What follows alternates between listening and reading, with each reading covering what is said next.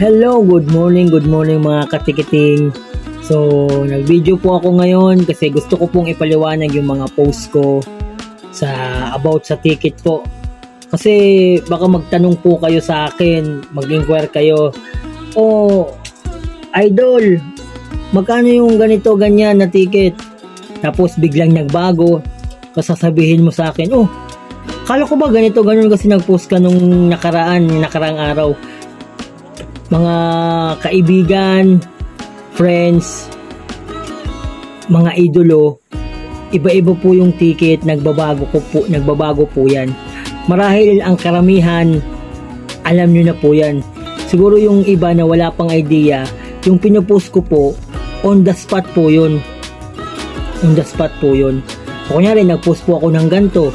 Ngayong araw lang po yun. Kasi maya-maya, nagbabago po yan. Disclaimer lang po baka kasi magtaka kayo pag mag-inquire kayo tapos nakita niyo yung post ko sa ganito. Ganito yung post mo. Bakit biglang nagmahal? Kada minuto, kada oras, the ticket will change the price. So, sana maliwanag po sa inyo. Pinapaliwanag ko lang po. So, book ng maaga, mas mura. Hindi po mas mura talaga pag maaga po kayo mag-book. So, sana nalinawan po ang lahat. At kung nagdududa pa po kayo sa Cynthia Ticketing Online Services, Unified Product Online Services, ito po ang mga legalities. Panoorin. Pabush. Ikaw ba ay naghahanap ng ready-to-operate business at di mo na kailangan pang mag-isip kung paano gagawin at paano kumita?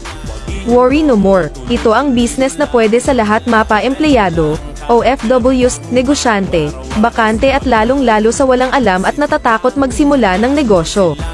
One-stop shop business with lifetime benefits with free training and mentoring. Negosyong pang milyonaryo pero abot kaya mo na ngayon. Pinag-isa na pwede mong gagawin kahit sa cellphone mo lang. Madadala at magagawa mo kahit saan. Mayroon kang sariling apps, mayroon sariling hotlines, at mayroong office sa Luzon, Visayas, Mindanao at even abroad. Negosyong legal, moral, ethical at halal.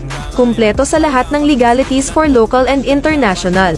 Registered tayo sa SEC, regulated by BSP, member ng AFFI or Association of Filipino Franchising Incorporation at maraming pang iba. At marami mga awards at pagkilala since 2011. Ano pang inaantay mo? I-message mo na ako.